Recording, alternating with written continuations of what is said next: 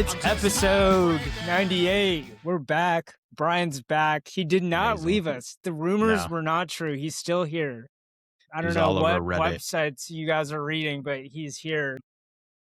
Busy guy. I'm a busy guy. The Reddit threads were like, why did the best part of the podcast leave? Yeah, I'm not going to tell you the positive feedback we got while you were gone. Wow.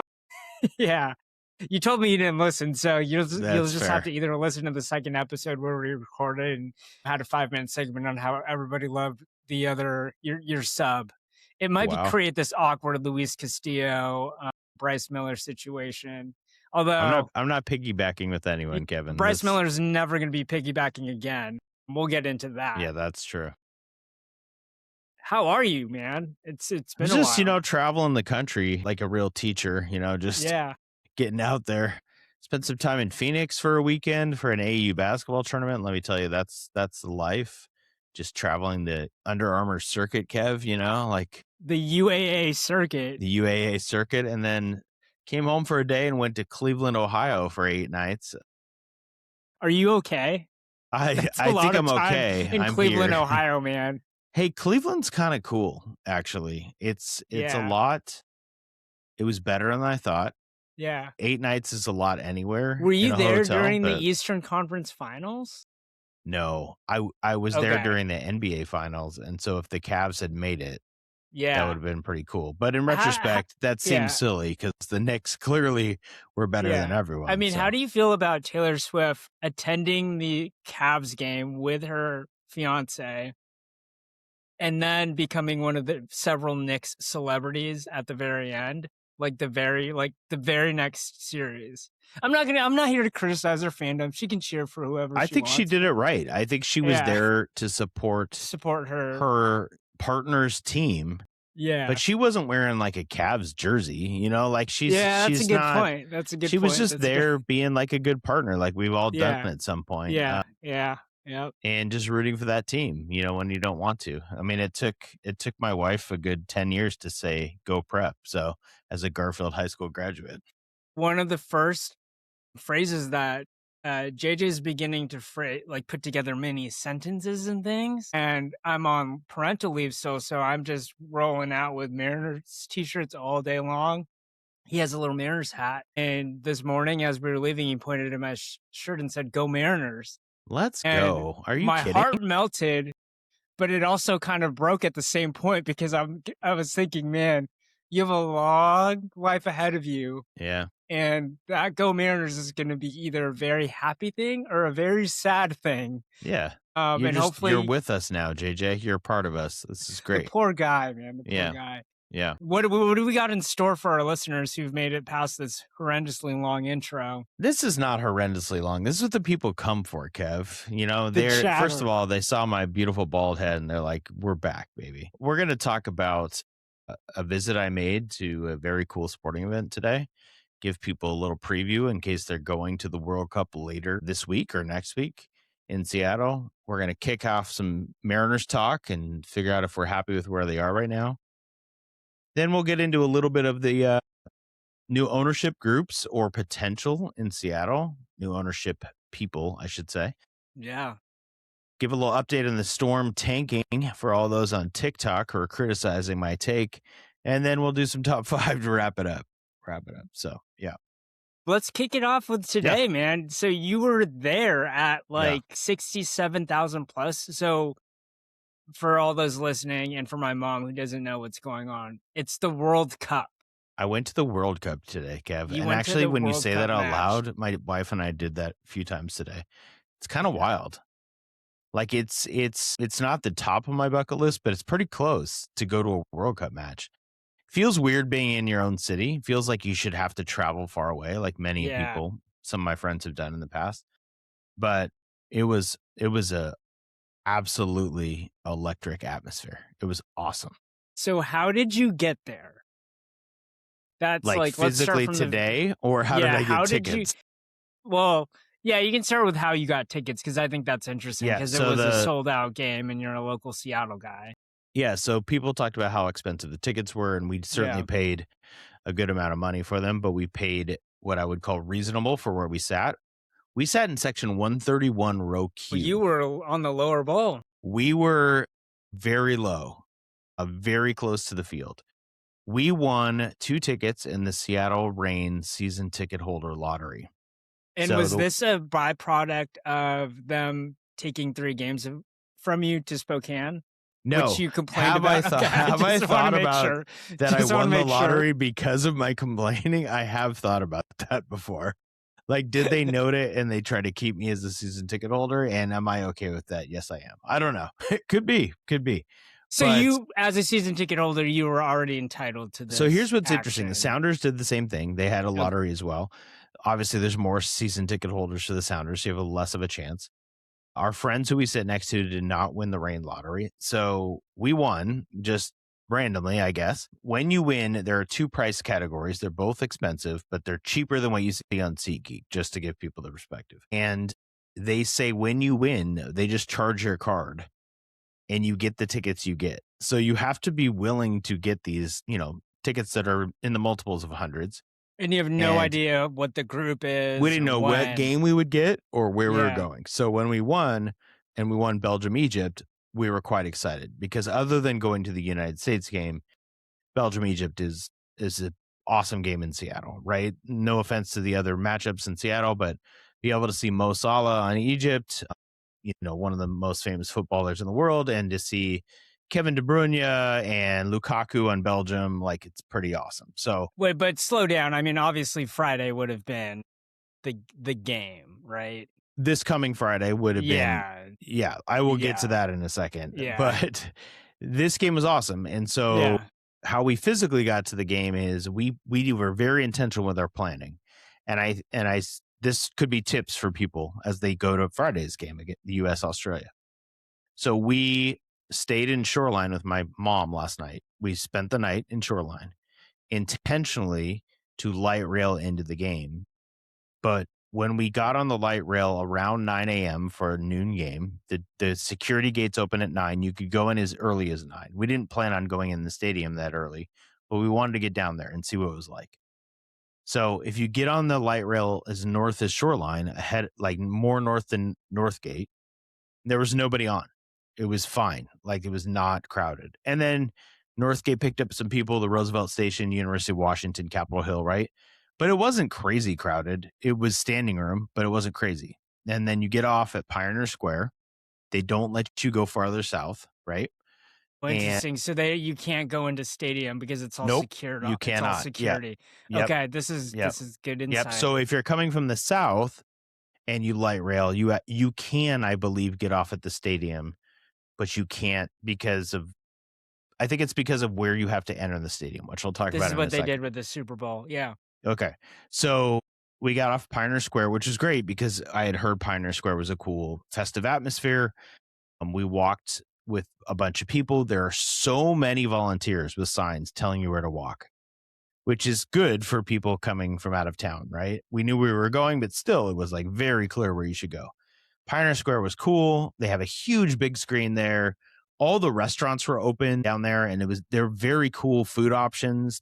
I'm sure they're priced a little higher than normal, but we got like a breakfast sandwich and, a drink, and just kind of hung out down in this festive atmosphere of like lots of fans, people in Belgium jerseys and Egypt jerseys and flags. What did you wear? I wore everybody watches women's sports shirt and a Mariners hat, which Julio Rodriguez, Brian Wu, and Randy Arozarena were at the game. Yeah. And they were pretty close to us, and I was in my Mariners hat. I was convinced for a half second that Julio was looking at me and was going to lock eyes and point to my hat, but it didn't happen. So, man, this is when we really need to get the merch, man. Yeah, that's true. God, yeah. This would have been a perfect chance. So we're Pioneer Square, and we have some food, and we decide to go in. So we walk through. There's like cool... there's not really a lot to do. There's like a little kid play soccer area. There's like some places to take your picture, but it's really How did they cover up the Lumen Field action? They literally just have a curtain over it. It's not even a curtain, but kind of, like a curtain or sign over it. It's not quite as smart as what Levi's Stadium did in keeping the shape of the Levi's logo. Lumen doesn't, it's just a box. So you would have no idea it was Lumen. And nor does anyone outside of this area really know what Lumen is, probably. So yeah. We walked in. You have to go in. This is another tip for people. You cannot go in the south end of the stadium. When you say south end, that means. So I live in West Seattle, right? So Yeah. we would always park in First Avenue or Fourth down there, usually in First, and we scooter or walk to the stadium. We go by, the Watts gym, and we go by the Paseo place and Krispy Kreme and all that, and go down Occidental. And you can't come. You could come from that end, but you can't enter the stadium. You have to go to the north end of the Seahawks stadium by Pioneer Square side. So they have two big gates, and it looks like really industrial. Like it is like herding pens going into these huge metal penitentiary looking gates to go into. And then you go into like a one of those cattle mazes basically to get into security. We went in at 10:30 for a noon game. I thought we'd wait in line. We waited in no line. We went in and we just weaved in, and we went right through security. It took no time at all. Ticket scanning was super easy. And then you enter into, if you can imagine the old Seahawks, that parking lot of Lumen, they have sort of before the stairs up, there's two areas. Before the actual gates where you would normally go into the Seahawks game or Sounders game, where you'd scan your ticket, there's like a little area. It's like they had like a Home Depot center where you could kick a ball or something. Yeah. They had a giant FIFA soccer ball we took a picture with, but it's really crowded. There wasn't really anything to do. It was just like stuff to take pictures with, sort of. And then you go in the main gates, and there was another like Kia place, a Coca-Cola place. They did have a recognition of like local tribes there, like a little stand as well. But it was so commercial, and none of the spots are there's nothing to do. So I thought there'd be more of a fan experience when you walk in. Yeah. And if you're going Friday, like go early just to see it, but there's not really anything to do. If anything you go early for, you go to get in the merch lines, because they were so long to get into the FIFA merch line, including the team store. At Pioneer Square, did they have like guys with their backpacks selling T-shirts? No, like there were lots of food trucks. So if you go down, I suggest getting food in Pioneer Square area, either one of the restaurants or food trucks before you get to the stadium. There's awesome options. So plenty to eat and drink if you would like to go, get a drink before. It's great. It's awesome options. Inside, pro tip, a beer you normally would get is $20.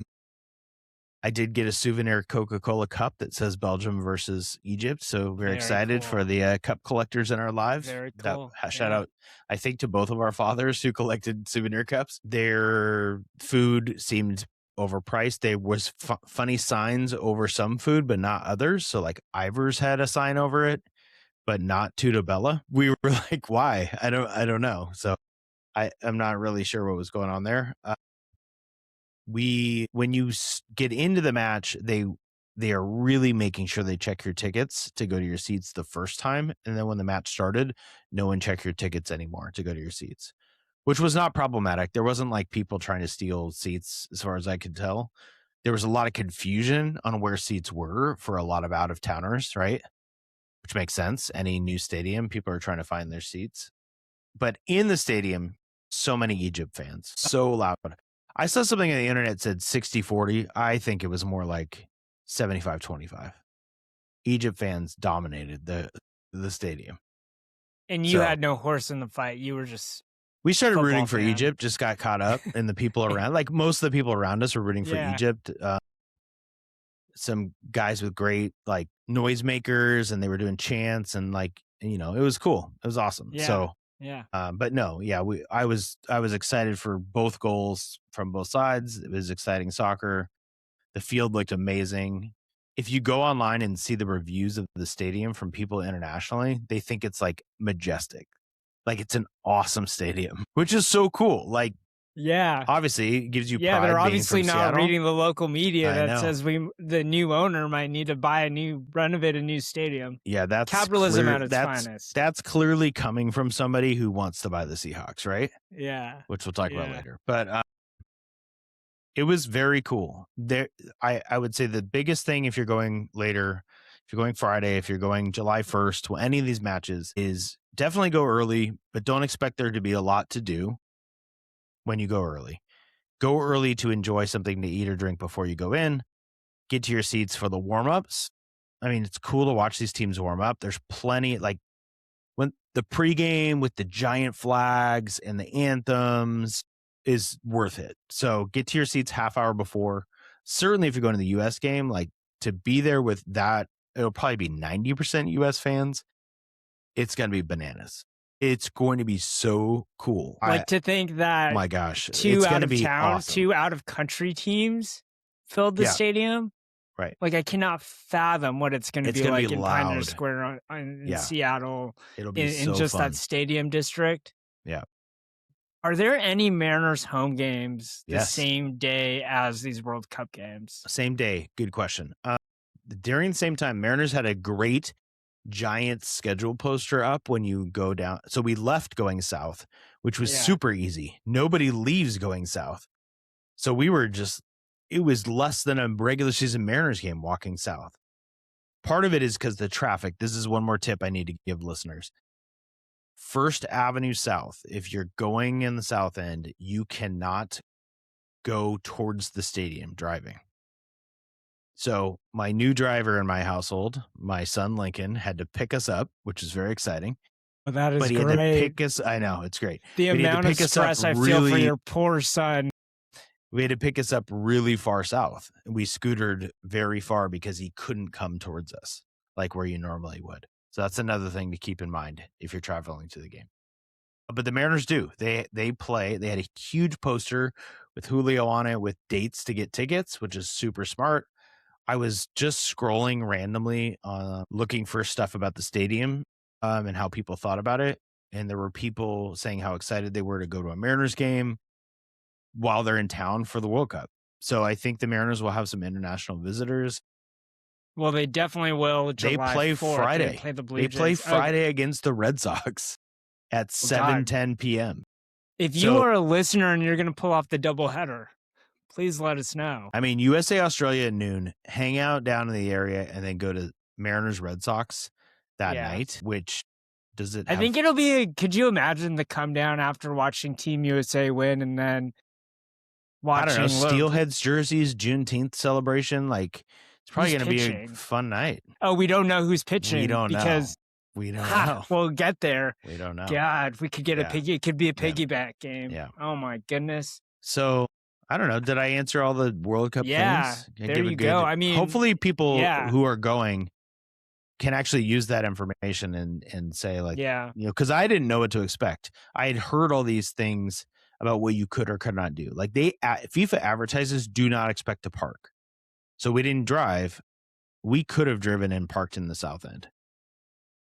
I don't like the south end is so blocked off that if you can get there, however you get there, back streets or whatever, it's actually seemed pretty reasonable. But you would have to scooter or walk to get around to the actual entrance, right? Through the you'd have to go pretty far, which is why they're not even part. advertising it basically. So they had some serious police, like, how do I describe it? Sort of a blockade that they could lift and close by the stadium on the south end. So when Seattle cops on bikes came, they lifted this thing up vertically and then they went by and they closed it again so you couldn't drive through. So they had some serious contraptions, serious controls going on. And it felt, I'll tell you this, it felt, safe. It felt fun. Like it was awesome atmosphere. Everybody was super friendly and excited to be there. People were giddy and it was hot. It was warm today. It was the warmest day in Seattle all year. It might have been the warmest June 15th in the history of Seattle. It got to the 90s. So man, well, thank you for sharing that. Yeah, the vibes are up in Seattle sports. Can you just tell me quickly as a transition? Yeah.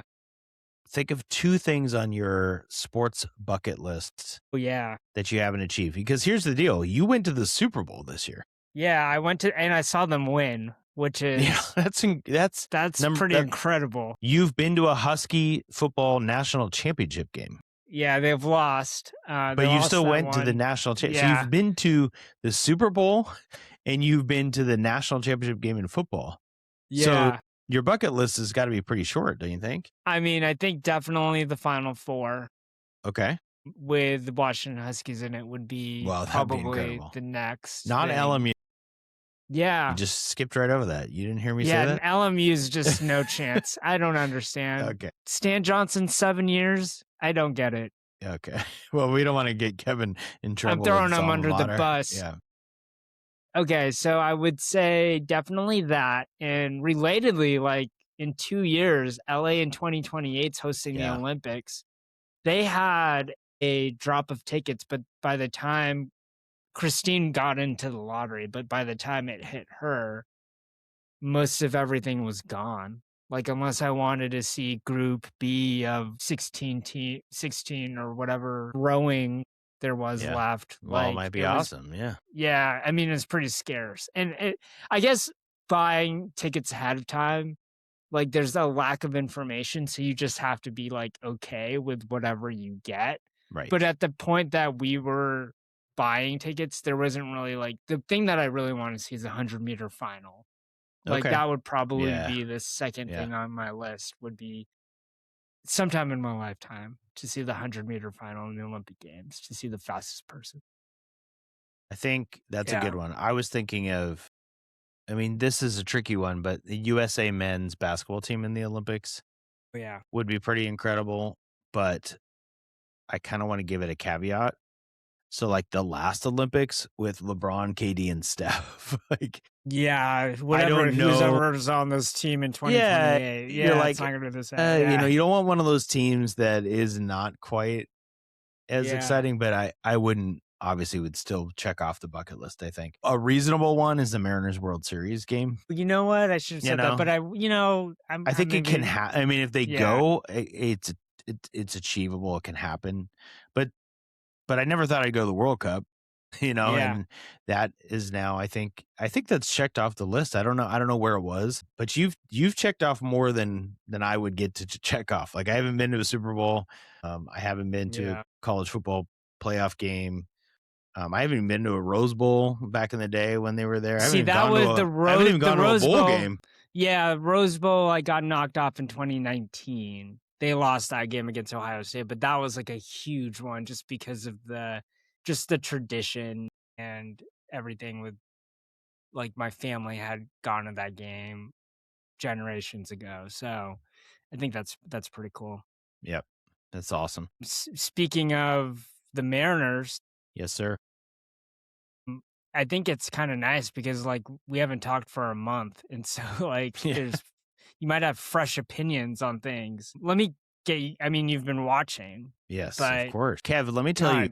I don't even know where to start. Okay, let me start with this. When you're watching the Mariners in the Eastern time zone, when I was in Cleveland for, a while, they were playing at the end of it. They were in Baltimore when I was there at the end. So that was great because I'd go back to my hotel room after grading AP exams all day, and then I'd be able to watch the Mariners on my phone, at 6:40 at a normal time with my Subway sandwich or whatever I had for dinner. But when they were starting the trip and they were at home against the Mets, the 9:40 start on the East Coast is rough. I don't know how these East Coast people do. Yeah, you just fall asleep. Kev, I was watching the NBA Finals while I was there. These games started at 8:45 p.m. Yeah. And I had to be up the next morning ready to go. I had to be at the place at 8 a.m. Eastern time. Yeah. And here I don't know how they do West, it. Every fall complaining about the West 7:30 best start times. Okay, I was talking to friends from the East Coast who were there. Other guys I was talking about sports, New York fans, Baltimore fans, right? And they're like, oh, the West is best. On the NFL Sundays, you get a game at 10 a.m. You don't have to wait till 1 p.m. Yeah. And they were talking about Sunday Night Football. They're like, I never watch Sunday Night Football. I always have to go to bed. As teachers, right? They're like, I can't watch the second half. West Coast is the best. Okay. So speaking of the West Coast, your Seattle Mariners, I have watched them.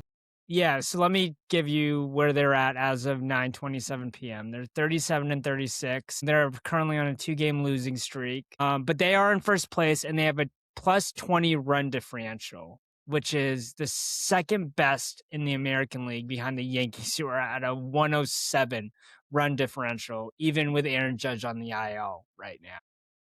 How do I know that? He's on my fantasy team and my team sucks.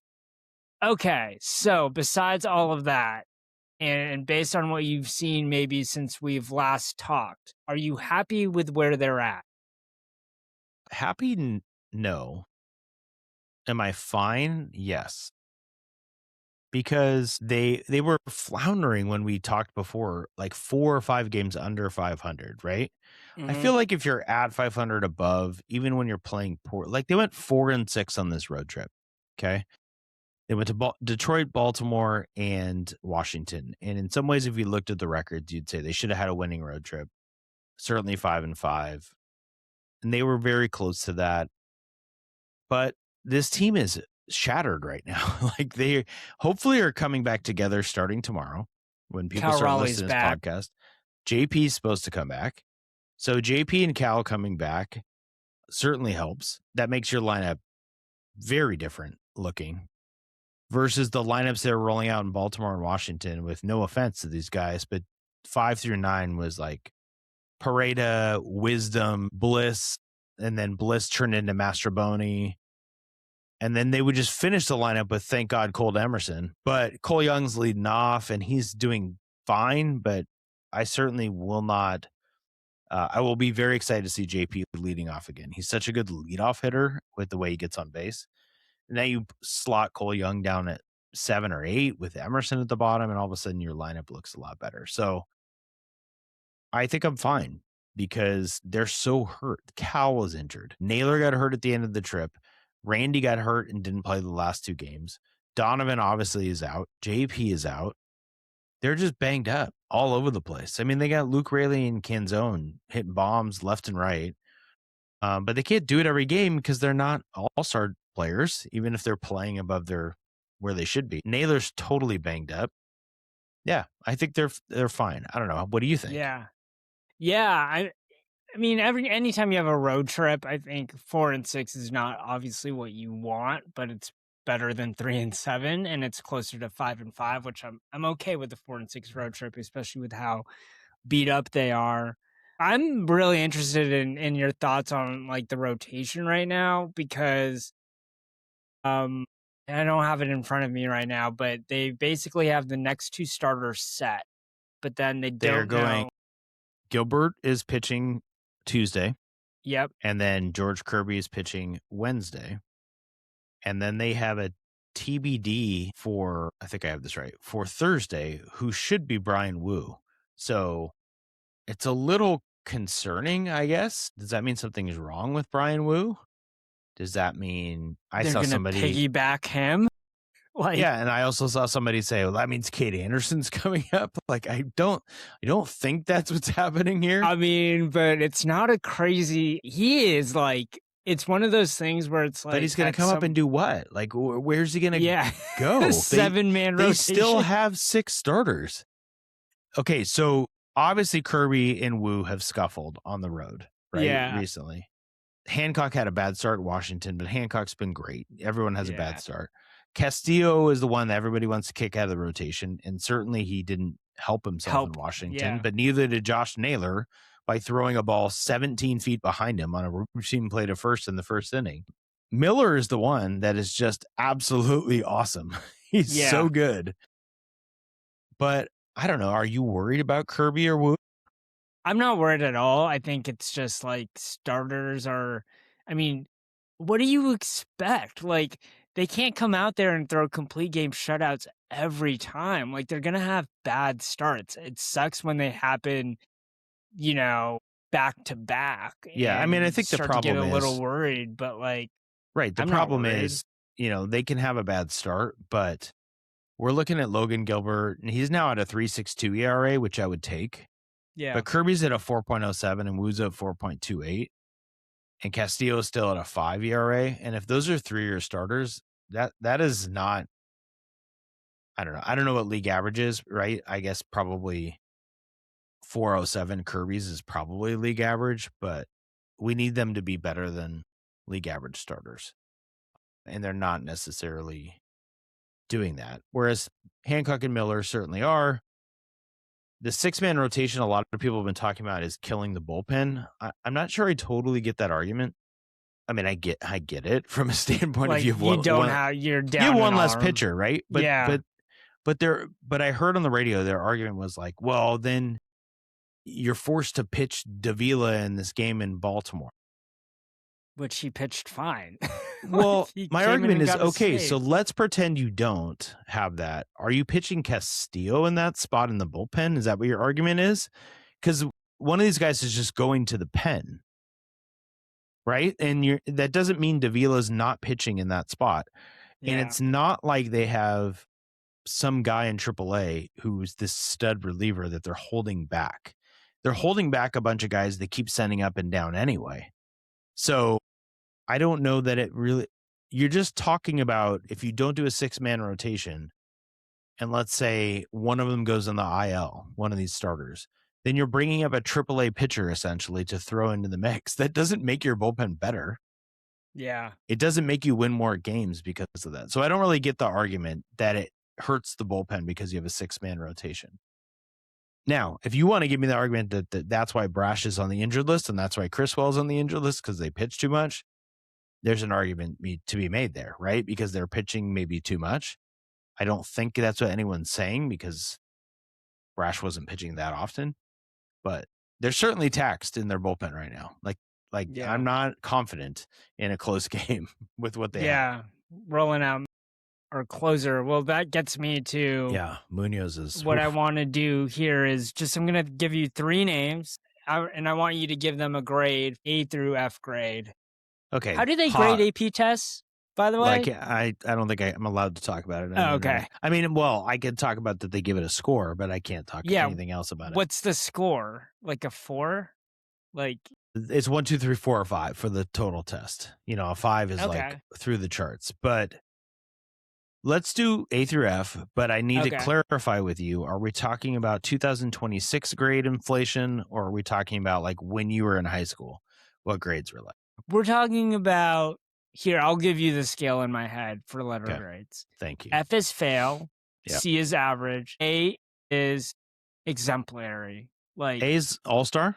Like A is all-star. Like other people outside of the Seattle Mariners orbit would say, that dude's having a great year. Okay, great. Okay, I can do this. Here we go. Okay, number 1, let's start with Colt Emerson. B+? Maybe too harsh? Might be too harsh. His OPS is fantastic. He's hitting homers. He's, his average and other things are a little lower maybe, but I say that with hesitation because even though he's hitting, I'm looking it up right now, he's hitting 237. He's got an 875 OPS. He's got a 0.8 WAR in 76 at bats. Do you have his WRC plus? I think it was at 142 on Friday. I mean, then he's got to be above a B+. That moves him to an A- because he's hitting for crazy power. Yeah. He's 20 years old. He's just silly. If he sucks, wouldn't that be like I'll quote a text message that I got, the wildest false start in MLB history if he ends up actually sucking? Like, interesting. Because they keep on showing the graphic. There's got to be somebody we don't know that has They some showed the start. bug every time he hits a home run of like youngest players, amount of home runs under the age of 21. And it's like Griffey, A-Rod, both in like they're hitting upwards of 20 bombs. And then they have like Colt Emerson. 38 before age 21, which is crazy. You've seen this bug then a couple. Yes. Oh yeah. I think A-Rod's at 21. 23, 21, something like that. And then both hit over 600. Yeah. Did you see who Colt Emerson was tied with for third? Yes. Jose Lopez with 5. Which is incredible. I don't remember Jose Lopez coming up that young, but he did. And so Colt now has 6, and so he's past that. And Jose Lopez was an all-star. He did make an all-star team. That's true. Fun fact. So, I don't know, B+ A-. Okay. Andres Munoz. C. Oh, he's still average for you. So, like... Yeah. But you don't want an average closer, do you? Like, I think calling him an average closer might be too harsh. If you took the outside perspective, I think there's still people who think he's better than he is, but I'm pretty sure he's leading the majors in blown saves. I'm going to look it up. I think he has 11 saves total. I also know this because he's on my fantasy team, and my fantasy team sucks. He is tied. Sorry, he's one below the Kansas City Royals closer, Lucas Urseg. Who you traded me. Hey, you're beating me in the standings, but I have completely rebuilt my roster. I am a true AAA roster right now. Okay, so Munoz is a C. He has 5 blown saves. Yeah, so he's got to be a C. The last person I'll give you is Mitch Garver.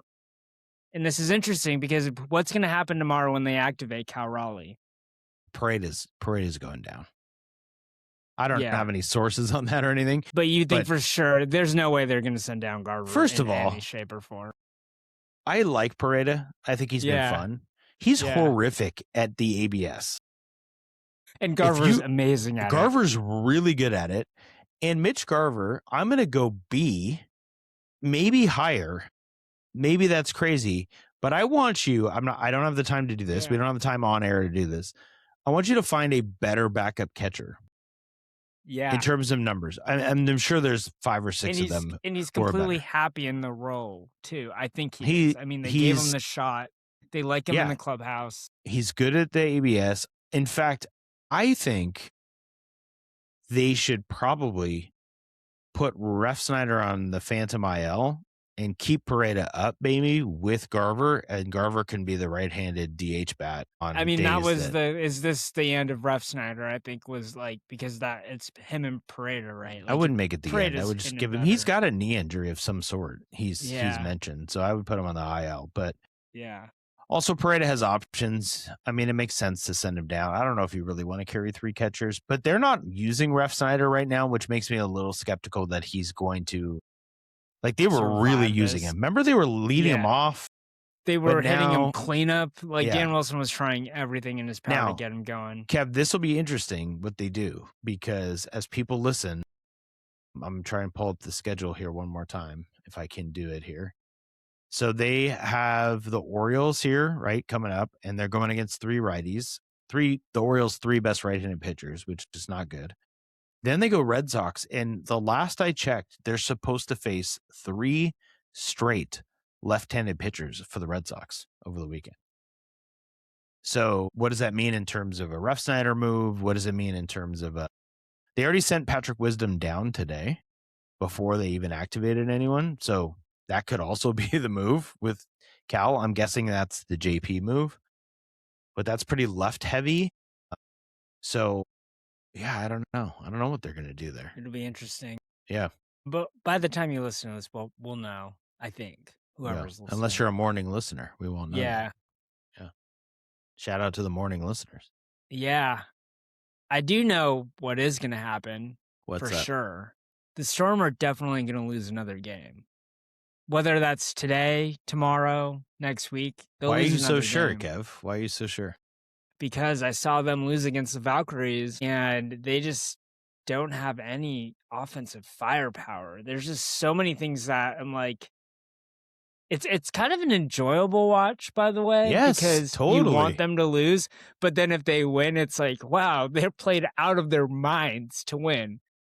10.5 line against the Valkyries at home. I looked at that line and I said, at Climate Pledge or at Golden State? It was at Climate Pledge. Okay, because home to you is Valhalla. Yeah, that's true.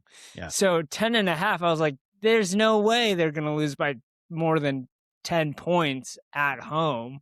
Mm-hmm. And boy, they were down by 15 in the first half. I mean, I'm watching this game with great interest. Christine's fallen asleep in the 3rd quarter, so I'm there by myself. Christine's You're like, Christine, asleep. the mortgage is on the line. What are we doing? You got to wake up. Christine's asleep, and the Storm are mounting a comeback of the ages. They got within 1 point with like a minute to go, and then they lost, and everybody wins except the Storm. So so that's where it's perfect, right?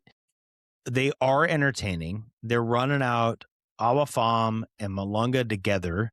Yeah. They got Flage playing out there. Heideman's super entertaining. Yeah. But they're not good enough to win at the end of these games. They were so inconsistent. Their youth shows up with a terrible decision, or they can't get a rotation on defense, or honestly, like Heidemann is like a great point guard, but she's not in the category of I'm going to go win you the game most times, right? Yeah. So it comes down to her trying to make a play versus somebody on the other team, and that leads to the Storm losing. And if you want to argue against that, you want to go to our TikTok channel and, tell me how terrible of a fan and non-ball knower I am. The Storm are 3-12. So I'm just going to let you know that I was actually knowing a lot. We need to go to the Tankathon. Do you have the website up? I will pull it up, but the Storm are 3-12, and they are doing everything they can to play their young people, which is great, to get experience for them, to be exciting basketball, and to lose, which is exactly what they should do. Yeah, let me tell you, like watching that game closely, Malonga was inconsistent until the very end, like was having a very bad game. By the way, like I found this out when I traded a contract on Kalshi that you could go to, like they have like a live chat. It's horrible. It's like people just upset. But like the most commented bet. So whatever it does when you type something into the little live chat, it then attaches whatever you traded on that game. And so people were trading on Dominique Malonga 15 points over under, and people were betting the over on it. And she had like maybe like 3 to 5 points going into the fourth quarter, and all these people were upset. But then she's also catching fire in the fourth quarter. And like just seeing these crazy you had people, a true degenerate night. This is pretty crazy to watch this live. I was telling my sister about it. I was like, this live chat thing is kind of insane. Like, it's kind of feels bad. real healthy, Kev. Yeah, it is not healthy at all. I need to go back to work. Tankathon. The Storm have a 7% chance for the number 1 overall pick. So despite their 3-12 record, their 2-year record is too good. And so because they were, whatever they were last year, which is around 500. Yeah. So now they're in the 5th spot, basically. I don't know how they deal with. Do they have the worst Portland. record? They have the second worst record in the league. Yeah, Connecticut has the worst record. Yeah, who we've beaten. We've also lost it too, I believe. We've lost 8 in a row though, the Storm. So that's impressive. I don't know how they deal with if Portland just gets 1 year, because Portland is 7-9, but they don't have the 2 years, and neither does Toronto. So I think we need Portland to win some more games here for 2 year. That's interesting. 2-year percentage. But right now this is interesting. Chicago would have the first pick and Washington would have the second pick, but they've made a trade to swap picks. So Washington would have the first pick and Chicago would have the second pick. Yeah. Which means, isn't it in both of their interest to get the first pick to be the worst, right? Yeah. Because then they trade it to the other person has to trade it to them. Yeah. That's fascinating. That's so weird, because normally if you don't have the rights to your pick, you don't want to be the worst. But in this case, because they're both bad, they both want to be bad. So I don't even know how to deal with that. But we're not quite there. I think the Storm, unfortunately, are going to do a Storm thing where they're going to be absolutely terrible and get the 5th pick, which won't do them any good. But they have a core. That's the thing. If you're watching games, they have a core for the future. Awa Fam is legit. She is legit. She's really, really good. She's just not good yet because she's like, 20 years old? A rookie? So, but she's going to be awesome. Yeah. All right. Should we just go to the top 5, Kev? Or do you want to talk real quick about ownership in Seattle? We might as well just talk about the ownership. Okay. I think there was some buzz about it. We did preview it in the open. So Seahawks beat reporter Greg Bell from the Tacoma News Tribune, I think a couple of days ago, last week, said that there's a local Seattle-based whale, and I can confirm on good knowledge that it's not the same whale, the Husky men's basketball. Okay. Different whale. Fair. Different whale. This is probably a much bigger whale. Yeah, it's got to be. Gotta be. To have $9 billion, gotta be. Yeah. Who hasn't publicly emerged yet. But it's local. It has local ties. And so the name that idea, emerged recently was, what's his name? The guy who emerged recently? Do you have it? There's a couple guys. So Todd Bowley. Yeah, that's the one I'm thinking of. Yeah. He has stakes in all the LA teams, Dodgers, Sparks, Chelsea, Lakers, right? And Chelsea.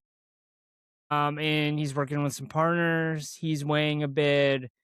Aditya Mittal and Week Grusbeck. God, I'm probably chopping these names up. They're preparing a bid. It's a steel magnate, one of India's richest families, and then the Sun Microsystems co-founder. So those are the three. Vinod Khosla, who's a minority investor in the Niners. Those are the three public bids. Yeah. They're not official, but that we know. This local anonymous potential bidder, who's a whale. Yeah. I mean, the biggest speculation is it's Steve Ballmer.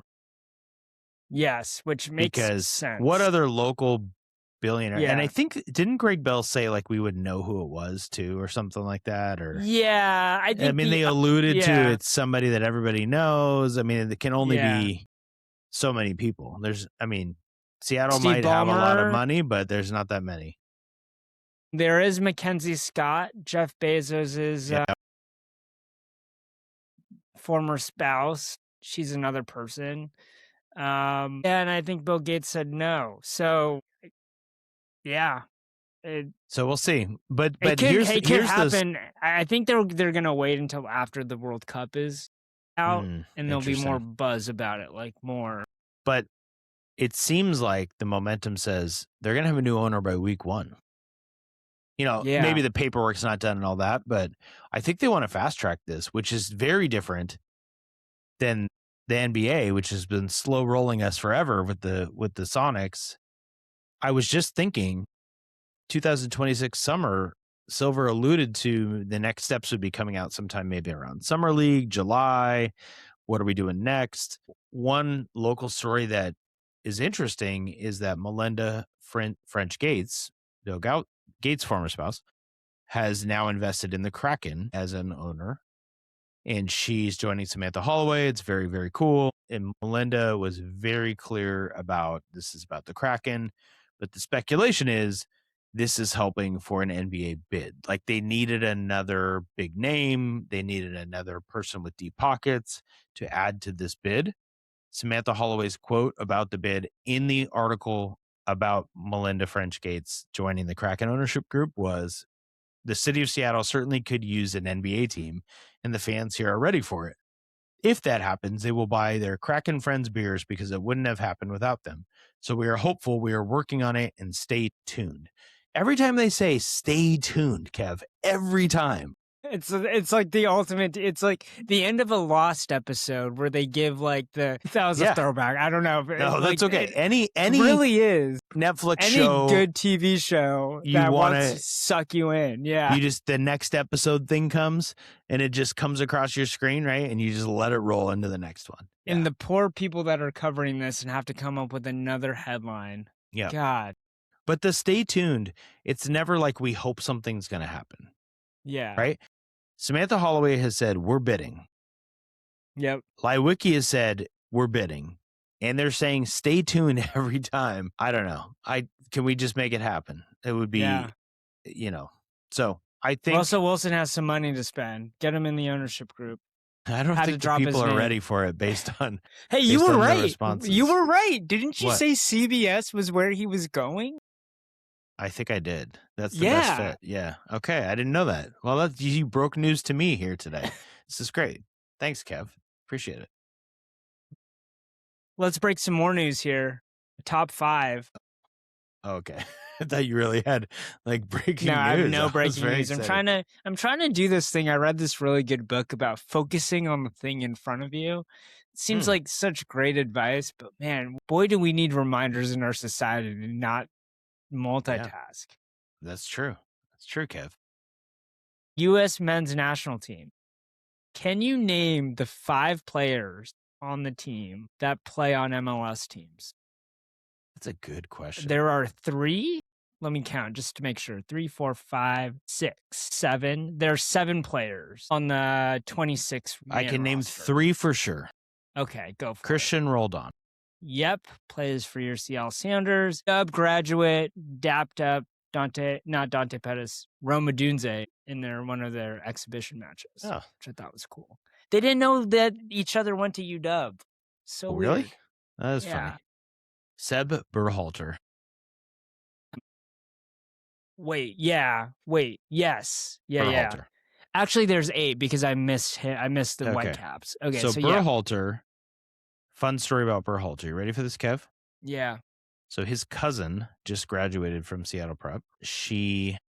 I listened to her senior presentation. It was great. She talked about going to the World Cup last time in Qatar. She took a month off of school as a freshman and went to the World Cup because her uncle was Greg Berhalter, the U.S. men's national coach, last time in the World Cup. Greg Berhalter was 10 feet to the right of me at Seattle Prep's graduation this year. He came to watch his niece, and he was just right over there. Man, and then he returned to Seattle. And his son, Seb, is playing for the national and starts. Yeah. Christian Roldan may not play. Okay, that's 2.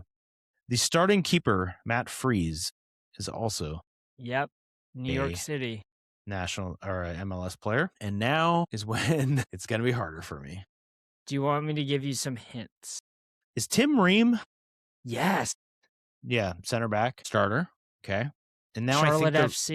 The rest of the guys, I don't think there's another starter who plays in the MLS. So I think they're all backups. And both of the backup keepers are on MLS teams. Wait, Matt Turner's on the MLS team? Yeah, he's on the Revolution. Oh, there you go. Matt Turner. I did it. We also have Chris Brady on the Chicago Fire. Never heard of Chris Brady. Sorry, Chris. He's also a keeper. Okay. Miles Robinson, defender, 40 caps. Do you know caps? Yeah, international appearances. I do know caps. I just learned that today. Does Bev know caps? Question. Now you know, Mom. Max Arfston, Columbus Crew. Sounds great. 20 caps, 1 goal. That's it. There you go. Everyone that's the best performance I've done in a top 5, maybe ever. I should leave the podcast for a month more often. That's great. That was pretty good. There's no way I would have got. Well, I'm a big footy fan. Okay. Kev, Randy Arozarena has 19 steals this year. Did you know this? No, I didn't. But I do know that a guy on the Nationals has 21 steals and leads the league. 25. Because I picked him up because he sucks at everything. You picked up the 200 hitter Nunez who has 25 steals? I picked him up because I needed steals. It's amazing. Well, that's where fantasy baseball will let you know somebody. But yes, Randy has 19 steals, which is really kind of absurd. And it made me think, who has the most steals in Mariners history in a single season? Man, we haven't done one of these in a while. In a single season? Single season, not. So I was going to do, first half of the season, but it's surprisingly hard without a Fangraphs subscription to find that kind of information on the internet. But you could find full season. And so I thought, well, Randy's on pace for 38. Well, actually, it's not halfway through the year, right? So he's probably on pace for 45 steals, maybe. Yeah. Would that put him in the top 5? I will give you a hint. I'm ready. Can I just go? Okay, go ahead. Ichiro had 52 in 2001. That's got to be the record. Really close. He had 56 in 2001. It's not the record. It's 3rd all time in Mariners history. Amazing. Okay, so I think is D. Gordon there at all? No, that's your first strike. D. Gordon is not even in the top 20. He didn't even get 20s. No, there are 2 famous old school Mariners who most people who are around my age are definitely yelling at you right now that you should be guessing. Ken Griffey Jr. That's really where you're going and just getting your second strike and losing immediately? Okay. Shoot, you're out. I should have said A-Rod. A-Rod is tied for 5th with 46 in 1998. God, one of the best underrated seasons of all time. The best single season steals performance by a Mariner is Harold Reynolds in 1987. He had 60 steals. That's a lot of steals. If you've ever heard Harold Reynolds, I'm going to ad-lib here. I don't know the exact quote, but he's talked about this season before. My understanding is Ricky Henderson got hurt that year. Mm-hmm. And so Harold Reynolds led the American League, I want to say, in 1987. And Ricky basically told him, the only reason you did that is because I was hurt. And Harold Reynolds was like, yeah, we all know you steal like 100 bases. But Ricky was kind of like, didn't like anyone to be better than him. So he was kind of weird about it. Also a former Mariner. I don't think he ripped off a 20+ season for the steal season. Maybe he did. He's not on our list, is he? I don't think so. So here's what's crazy about the 1987 season. So I was right. Ricky Henderson only played 95 games. He had 41 steals. That's absurd. So Harold Reynolds had 60. Guess who led Major League Baseball in 1987 if it wasn't Ricky Henderson or Harold Reynolds? Was it Jose Canseco? No, Vince Coleman, another former Mariner. On the Mariners. 109 steals that year. That's so many. Okay, so back to the Mariners top 5. 109 steals in one season? Yes. What? That's not even the record, Kev. 109 steals? Yeah. Do you want to know Ricky Henderson? Just so we can do this really quick. Was he ripping up a... Dude. Yeah, it's a lot of steals. Were these catchers' arms, were they broken? This isn't even in the... You're cracking me up. This isn't even in the current era where the bases are closer and people are running like crazy. Okay. Just so you have perspective. This is the run Ricky Henderson had from 1980 on. So in 1980, he had 100 steals. 1981, he played only 108 games. He had 56. In 1982, he had 130 steals. That is absolutely absurd. He was 23 years old. He had 130 steals. Kev, I remember growing up and Ricky Henderson would be on first base and you were like, it's over. It's just over. He's getting second and maybe he's getting third. And it sucked. And there are guys like that now. Like that guy in the Nationals was kind of like that this weekend, even though he can't get on base. But he's not going to get 109 steals. He's not. Well, that's because I love it. Ricky Henderson was an all-star. And on this year, he had 130 steals. He had 116 walks. He had 119 runs. He had 10 home runs. Wait, Kev, this is the best part about his 130 steals. He was caught stealing 42 times. This man was going no matter what in 1982. Okay. So the name you're forgetting that you may not know, but you should, is Julio Cruz. Have you heard that name? Yeah. So he was a second baseman for the Mariners before Harold Reynolds. He had a 59 steal season in 1978. He's fourth all time with a 49 steal season in 1979. And he's tied for fifth with A-Rod in 1982 with 46. The name that will make everyone frustrated and be like, what the hell, is Mallex Smith had 46 steals in 2019. He's tied for fifth all time in Mariners history. Oh my God. That's a fun fact for a party. Did you know Mallex Smith once had 46 steals for your Seattle Mariners? Isn't that great? Did you know Mallex Smith was a Mariner? I loved Mallex Smith because of fantasy baseball. I knew he could steal bases and he was like this hotshot prospect. And so when he went to the Mariners, I'm like, here we go. Here's our Ricky Henderson. And for 1 year, he kind of was 46 steals. I just can't get over that.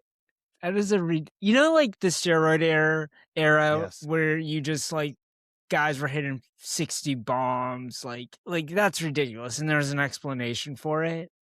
Like, Henderson, I'm assuming, is the only dude that was stealing over 100 bases in a season. Like, there's no one else. Vince Coleman was. Yeah. So, God. Yeah. And these guys weren't taking, they're just they're just really good. Like, that's what's amazing. I do think you're right. Like, the catchers weren't, there was catchers on two, like, their stances were harder. They weren't popping up. They didn't have all that, like, they didn't have the coaching in the same way of like popping up and throwing to second fast enough. Pitchers weren't using slide steps, all these different things. It's still remarkable. And that's what's great about baseball is you could find these eras of just ridiculous stats. And I think you're right that the 130 steals is insane, but 42 caught stealing is almost more insane. I'm so glad you got How do you this get top caught five. stealing 42 times? It's crazy. Well, what's crazy about it is that he was on base 170 times. The amount of times to get on base to get caught 40 times but still have 130 steals. Like, and I wonder how many of them were steals from second to third too. Like, there had to be like a good amount of those. Man, Tim Raines had 78 steals that year. Lonnie Smith had 68. Omar Moreno had 60. God, these guys make Ichiro seem like a slowpoke. It's amazing. Yeah, Ichiro was doing things when other people weren't. Let's look. Last year, I just want to look at who led the majors. Caballero, 49 last year. So despite the bases being closer, we are in a different era. Yeah, that is for sure. So, yeah, crazy. Oh, man, we need to change the rules fun to be back so on the we podcast. can get more 70-plus steal seasons going. Oh, man. All right. Well, hopefully we were able to steal your hearts with our episode. Wow. How was that? That was like straight out of a See's candy box or something. I don't know what that was. God, go America. Yeah. You a big USA game on Friday. We need the Mariners to have a nice homestand. You know what's going to come soon, though, Kev, is we're going to have to start talking football again. So that'll be exciting. Yeah. I think next week we should definitely get into what the Huskies are doing in football recruiting. Because they'll be wrapped up. I don't think people quite understand the sort of historic nature of what they're doing, right? Yeah, it's a big deal. So that's a preview for next week. How about that? All right. Well, thanks for listening. It's called a tease. Yeah. Stay tuned. Stay tuned. All right. See you later.